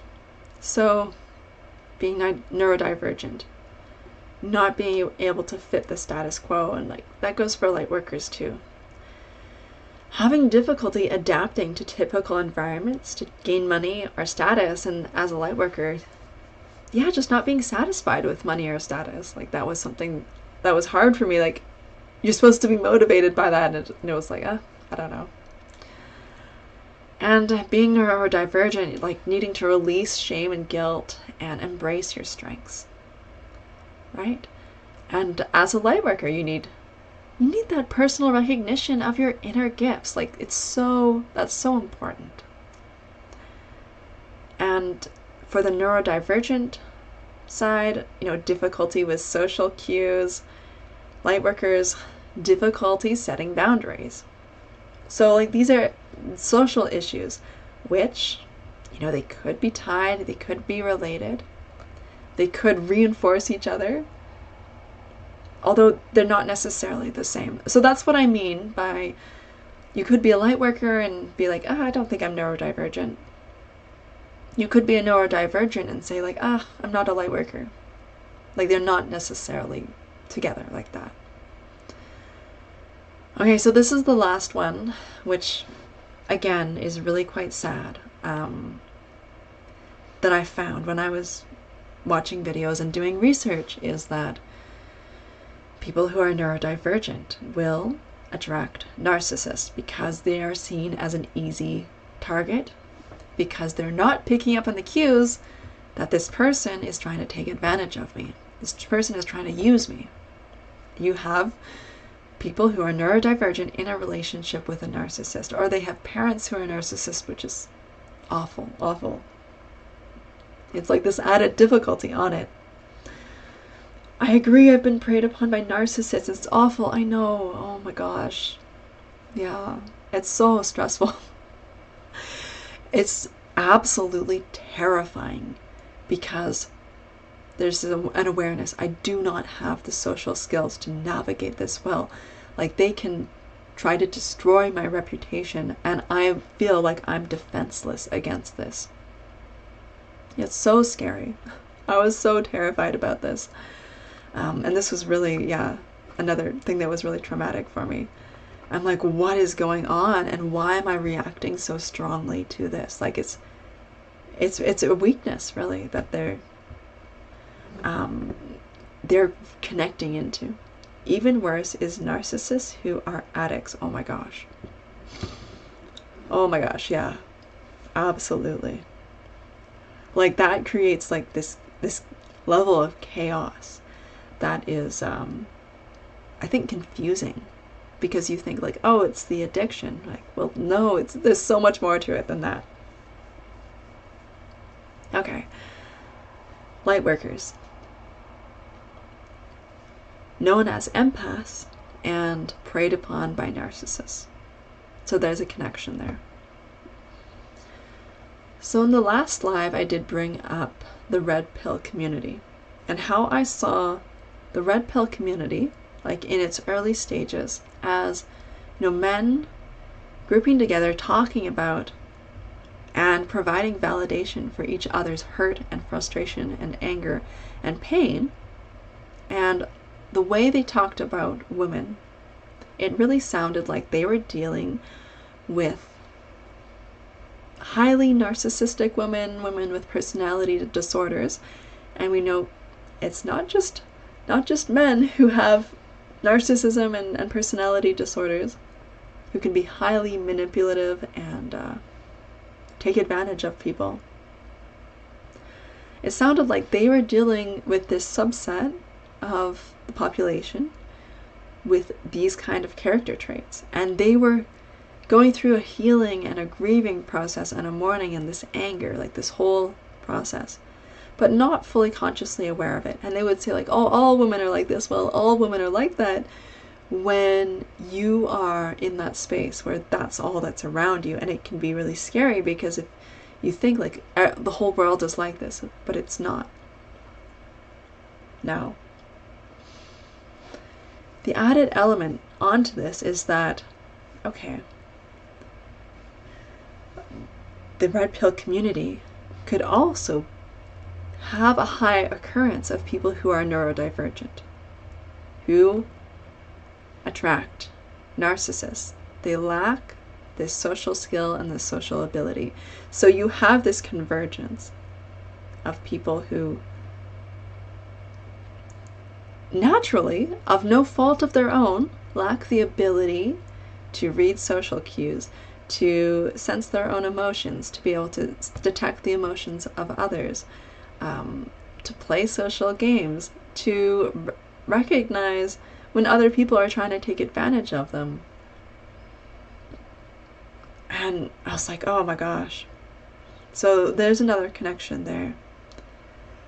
And that's the thing. If you listen to people in red pill communities talk, they're expressing concern and frustration, but what they're actually saying, like, I need to just stay away from women. And like, yeah, there is this message, which can be very toxic if you're listening to the words, but underneath it, I think, there's these other issues that are underneath it. And I think part of the issue there is that if you don't recognize these underlying issues and you don't actually get support and get help for these other issues, you can just be stuck in the same pattern over and over again. I was trying to fix them and heal them, save them. Yeah, save the narcissistic people, because of course, if you have someone who's not an overt narcissist, but who is more of like that victim narcissist. They play the victim, and they get energy and attention and resources from you by being the victim. It can be very confusing.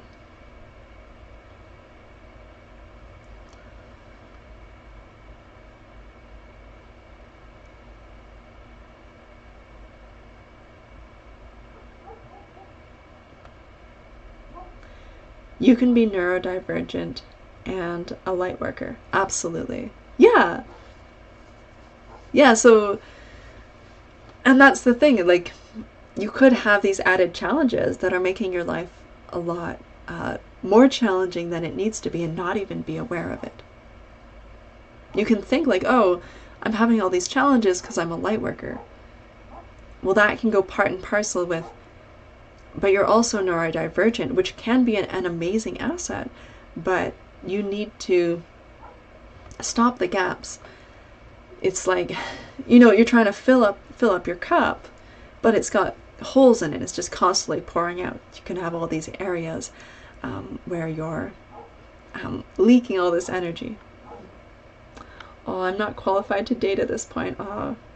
Well, it's wonderful to be able to recognize that you need to give yourself space and love.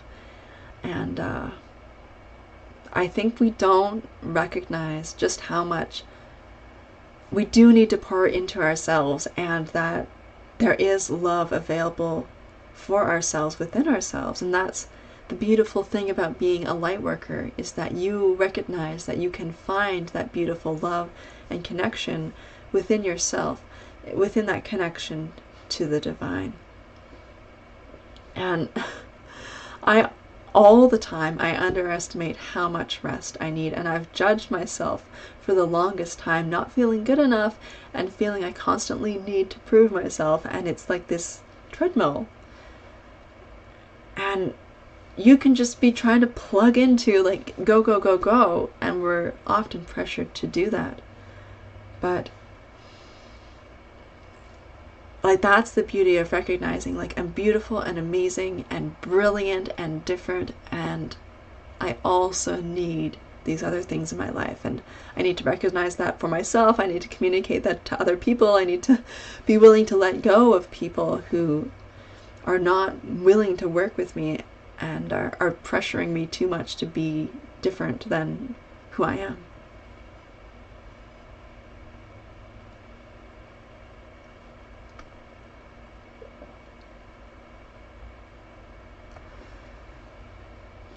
Okay, so I've got a couple of videos that I have notes for, and we're going to get through them and then wrap up. And so, of course, for next week's live stream, I will try to get at that concise definition of neurodivergence, to clarify that, as well as providing more insight into like what you can do to improve your life and make things easier. Okay, so one of the videos that got me thinking about this topic, that was kind of brewing in my mind, was this video called Lightworkers Cannot Work a Regular 9-to-5 Job, and it's by the creator Edgar the Alchemist. So the topic here is like struggling with employment, although it covers other things too. So they were saying lightworkers have a hard time with systems on Earth. He was describing, the corporate environment of jobs, like the slave system, where you're being in this corporate drone. There's a lot of competition and stepping on people, and you're not free to operate from the heart. And I felt this so strongly with business school, and I got out, and I was not happy there at all.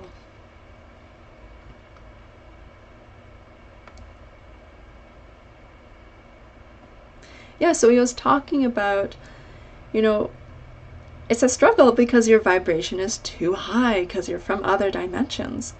So I like to think about it as, people are allowed to describe their experience in different ways, whether you want to, use the language of being a light worker, or, you want to use language of saying like, oh, I'm neurodivergent. And being able to have flexibility in what you choose to identify as. And for me, I'm not big on, okay, like I'm super spiritual all the time. Like sometimes I also like to feel like really grounded and practical and not worry about the spiritual stuff, or take it too seriously all the time. Because it's beautiful to be able to just exist and be. Like I went hiking today, and it was nice, and I was just present and relaxed, and there I wasn't like all in my head about thinking about like spiritual ideas and topics, because spirituality is about presence and being as well. Okay, so in this video I was talking about, how light workers often move from job to job, and part of this can be to help other people raise their vibration, because their own vibration is so low they need to someone to lift them up. Okay, so the issue I see here is, okay, that's great, but if you start justifying what's going on in your life with this reason, you can stop there and you can start to accept like this as your normal and not want more for yourself, and not say like, you know what, okay, I understand what's going on here, but I want to have stability in my life, and I want to find some way where I can create that for myself. And so if you're stuck with all this instability, you don't want to have that expectation where that's all I can have. And I think the trap here is justifying having nothing left for yourself, where you're just giving to other people, but you're not creating abundance for yourself, abundance of time and energy and money.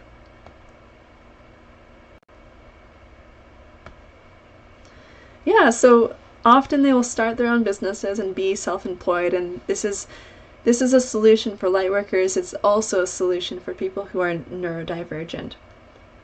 And Allison, that's what you mentioned earlier, that you are in charge.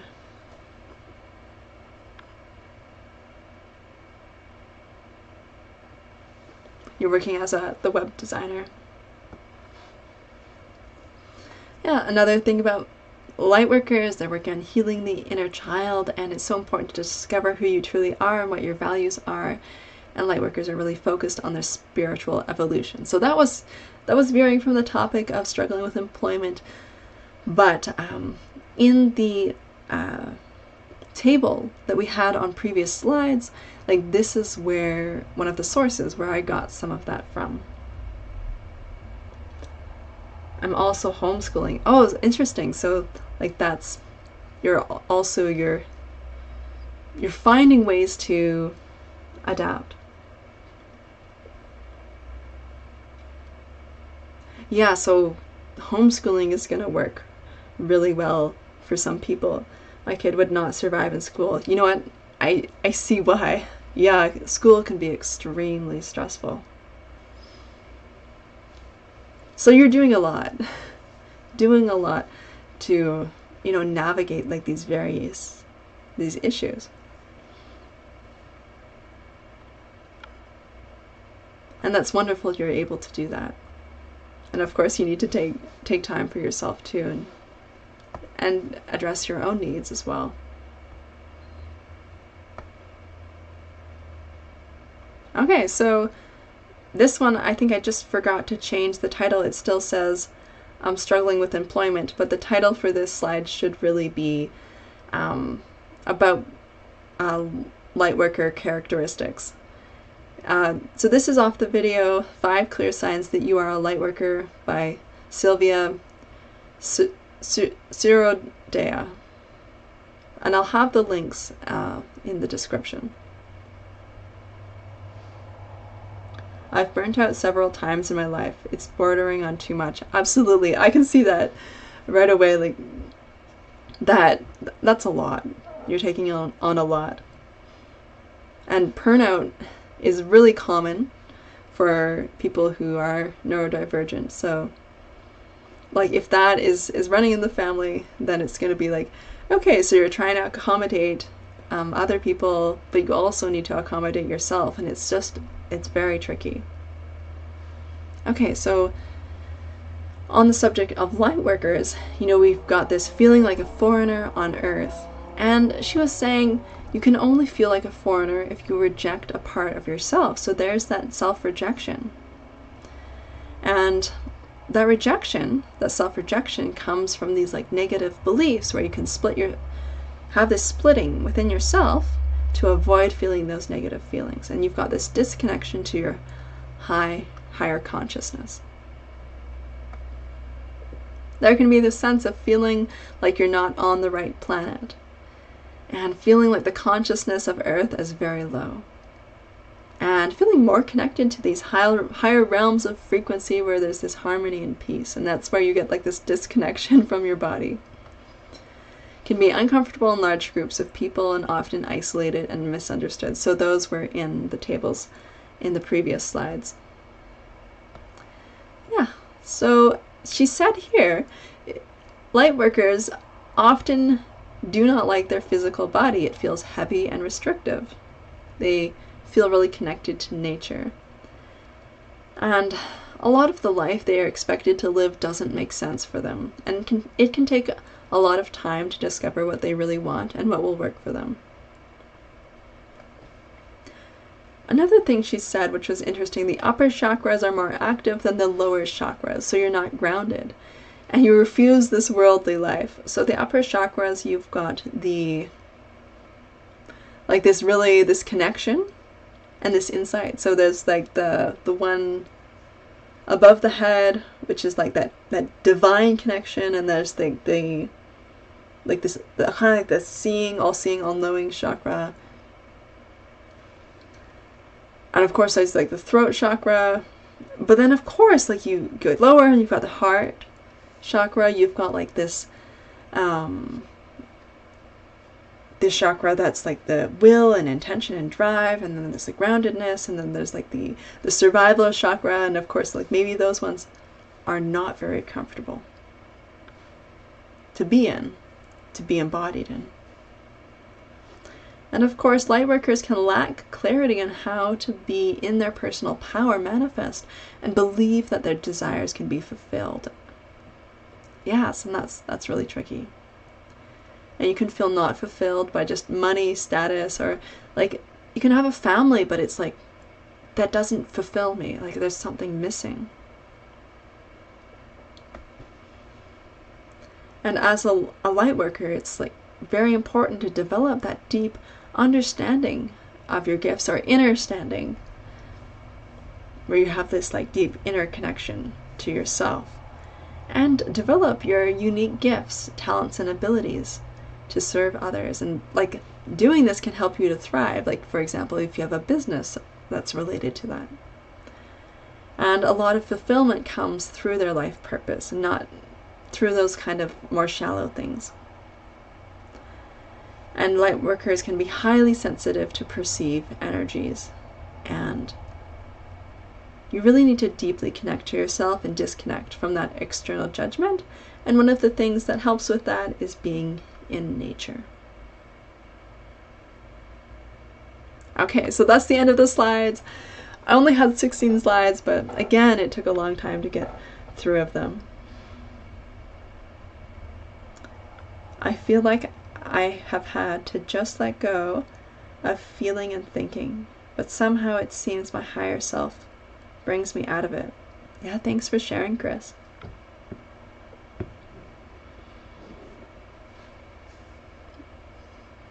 It's interesting because we have the body and we have this perceived sense of identity and of self, like this I and this character that we're playing. But at the same time, you have the soul and the higher part of you, which isn't connected as much to those stories, to those fears, to those worries, to those anxieties, and is really driven by that soul purpose, and that's driving you. So you can have like this lack of integration, where if you don't have that deep connection within yourself, like being grounded through meditation or like journaling or whatever practice you'll use, like it can be for example, like going for a walk in nature or exercising, like that can center you and ground you. Without that balance, where you're able to be present with the thoughts and emotions, but not like identify and attach to them, where you're not like focused on creating all these stories around them, then you can connect to both your beingness and this consciousness that's really big and expansive, but also connect strongly to your identity and this kind of this persona and role and character that you're playing, and the body that you're experiencing this reality through. And it's really important to like have that balance. Yes, thank you so much for joining, Allison, and we're gonna wrap up here. Yeah, that'll be awesome to have you next week, and hopefully I'll be able to be more clear and describe really what neurodivergence is. And I'll try to include some like studies and descriptions that are more concrete. Yeah, so thank you so much for joining. Yeah, thank you for everyone who joined us, and for everyone who's joining in the chat. And hopefully like that was interesting and helpful, and also stimulates your own ideas and like how you think about your life, and stimulates your own creativity. I was really feeling this week this beautiful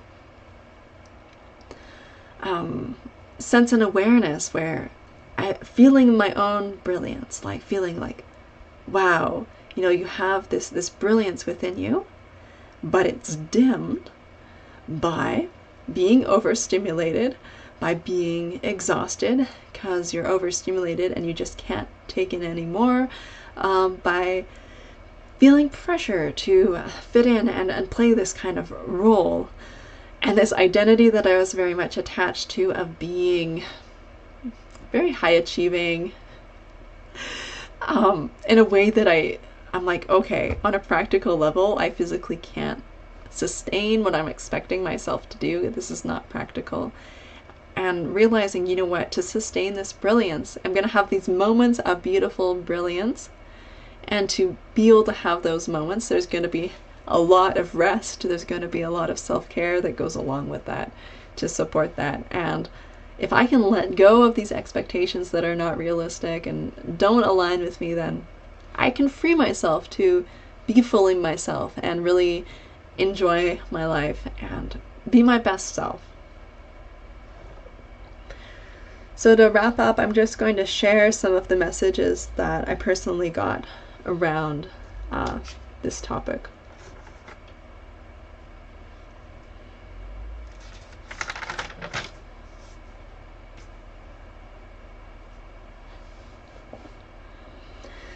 So around intuition. So true intuition, you know, it's not emotionally charged. And so this is something that I was dealing with this week, is getting like overwhelmed and having emotional dysregulation and forgetting, like, I have that connection to the divine, I have that connection to source, I have that, I can tap into that peaceful state where I can get knowledge and awareness and answers. And how I know that I'm in that place is that I'm getting answers when I'm not emotionally charged, because a lot of that emotional charge is coming from this anxiety, this worry, it could be catastrophizing, it could be this projection, you know, these different like mental techniques that really distract us from the truth and keep us stuck in this negative feeling and thought, like these old patterns.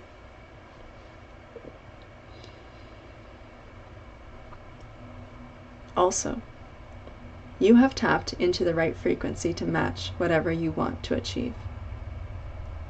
You are in a place where you're about to express your full potential, and everything is as it should be. So this really resonated with me. Embrace your magnificence. Just really be in the joy of taking up the fullness of your space and just strutting with that genius of who you are. Share your brilliance. And I felt like this was not trying to be brilliant because like you feel like you aren't, and that's just what I alluded to earlier. And you think you can feel better about yourself if you prove externally that you're brilliant, or like you're trying to prove to yourself even, but without that inner knowing, you don't really trust or believe it. And so I was feeling that inner knowing. I was going through like this really intense self-doubt and these tears, and as I was noticing, like these things that are showing up in my life, and they're like probably exaggerated because my attention was focused on them. Otherwise, normally I just get through it. Be like, okay, this is challenging and I'm just going to get through it. But that was beautiful. Recognizing your brilliance. There is this theme of transformation, surrendering. Whatever is aching to be reborn. Outdated beliefs, old ideas, and this burnout, right? Expectation. Anything that makes you feel too small, overly tired, or not enough. So this was so tied in with the theme of neurodivergence that we're talking about today, of overstimulation, this stress that compounds and leads to burnout. Also retreat. Create a safe space for yourself. Cease this extra effort that you really don't need. Seek shelter for your growing awareness, and step back from an outdated belief system. So that was a really beautiful message that I was using. And I think that was from the Landscape Tarot. So I like to use, I find like using decks and cards and images really centering, and it helps me to focus my mind and like slow down like that, all those narratives and all that extra focus. And of course, I also love to use journaling as well. So that really helps. Of course, it does take a lot of focus. I can't do it all the time, but that's one of the techniques that I use. And it's not for everyone, because you do have to learn how to turn off negative thoughts. Because you can take anything as a sign of something negative, so you don't want to reinforce that. You really want to draw something positive and supportive, encouraging. So if you're doing something like seeking guidance from your higher self or spirit guides, remember that it's positive. It's generally positive. When I don't like the messages, usually it is something like, beautiful things are happening for you. You're developing wealth and abundance and a beautiful relationship. And I think, no, I'm not. I'm upset. I'm angry, and this is not possible. So I'm getting the message, which is trying to encourage me and lift me up, but I'm like stuck and not wanting to embrace that. If I'm getting thoughts that are negative, I generally discard those and think, you know what, okay, I know that comes from insecurity, that comes from any emotional wounds, that comes from like past belief systems that aren't true. Okay, so that's the end. Thank you so much for watching. Thank you for sticking around and joining, and I will see you next week.